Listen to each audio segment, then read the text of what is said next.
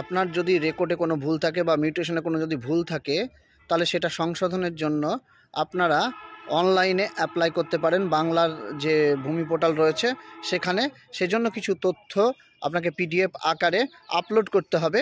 প্রথমত আপনার যে দলিল মানে আপনার যে রেকর্ডটা রয়েছে বা পর্চা রয়েছে, সেই পর্চার আপনাকে 2 MBর কম পিডিএফে আপনাকে করতে হবে এবং সেটা করার পর আপনাকে সেখানে আপলোড করতে হবে।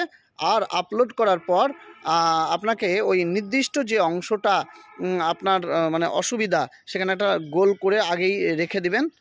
আর আপনাকে সেই অ্যাপ্লিকেশানে লিখতে হবে সাবজেক্টে, ওখানে দেখবেন সাবজেক্ট রয়েছে বাংলার শিক্ষা পোর্টালে, যে আপনার কোথায় ভুল বা কোনগুলো আপনি চুজ করতে পারবেন, যে কি ভুল রয়েছে সেই ভুলগুলো আপনি সেখানে দিতে পারবেন। তারপরে অ্যাপ্লিকেশানটা করার পর তার একটা পিডিএফ আপনি নিজে রিসিভ নিয়ে নেবেন।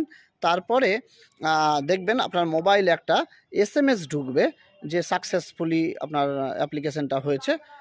এই অ্যাপ্লিকেশান সাকসেসফুলি হওয়ার পর তারা কিন্তু আপনাকে হিয়ারিংয়ের জন্য আবার ডাকবে। আর যদি আপনার ওই পিডিএফে সমস্ত কিছু ঠিকঠাক পেয়ে যায় তাহলে সেখানে কারেকশন হয়ে যায়, কিন্তু তাও একবার হিয়ারিংয়ে আপনাকে ডাকবেই। আর যদি আপনি অফলাইনে যান, অফলাইনে গেলেও আপনাকে এখন বর্তমান সময়ে বিএলআর অফিসে ওনারা বলছেন যে আপনি বাংলার শিক্ষা পোর্টাল থেকে, এই বাংলার ভূমি পোর্টাল থেকে আপনি সেখানেই আবেদন করুন। এখন আর অফলাইনে ওইভাবে আমরা নিতে পারবো না, এরকম অনেক বিএলআর অফিস বলছে। সেক্ষেত্রেও কিন্তু আপনাকে এই কাজটাই করতে হবে। আপনি মোবাইলে করুন বা অনলাইন ক্যাফে করুন। আর মোবাইলে করলে আপনাকে আগে প্রথমে সাইন আপ করতে হবে, রেজিস্ট্রেশন করতে হবে বাংলার ভূমি ওয়েবসাইটে, তারপরে কিন্তু আপনি করতে পারবেন। আর যেটা বললাম, আপনাকে আপলোড কিন্তু করতেই হবে ডকুমেন্টগুলো, যেগুলো আপনার শুধু পর্চা নয়, পর্চা 2 MBর কম যে আপনি আপলোড করলেন তা নয়, আপনার যেটা জেনুইন ডকুমেন্ট, হয়তো আধার কার্ড যেটা ঠিক রয়েছে বা অন্য কিছু ডকুমেন্ট যেগুলো ঠিক রয়েছে, সেইগুলো আপনাকে কিন্তু দিতে হবে এক্ষেত্রে। তবেই কিন্তু আপনার এইগুলো হয়, ঠিকঠাক হয়।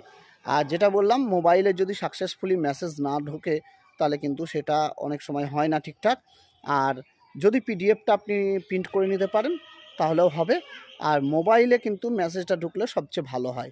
সেই জন্যই তো মোবাইল নম্বর আপনার ওই অ্যাপ্লিকেশনের সময় নেবে তারা, সেখানে একটা ওটিপি ঢুকবে, ওটিপির একটা ব্যাপার রয়েছে। আর আমরা এটা মানে দেখাতে পাচ্ছি না এই কারণে, ওই পার্সোনাল ইনফরমেশন বলে ইউটিউবে তখন কিন্তু আমাদের কমিউনিটি গাইডলাইনের বিরুদ্ধে হয়ে যাচ্ছে। এই জন্য কিছু ভিডিও আমাদের ডিলিট করে দিয়েছে ইউটিউব। কারণ ওই দেখিয়েছিলাম ওইভাবে যে কিভাবে আপনাদেরকে খুলতে হবে বা অ্যাপ্লিকেশন করতে হবে, তখন নাম বিশেষ করে বসানোই আমাদের কিন্তু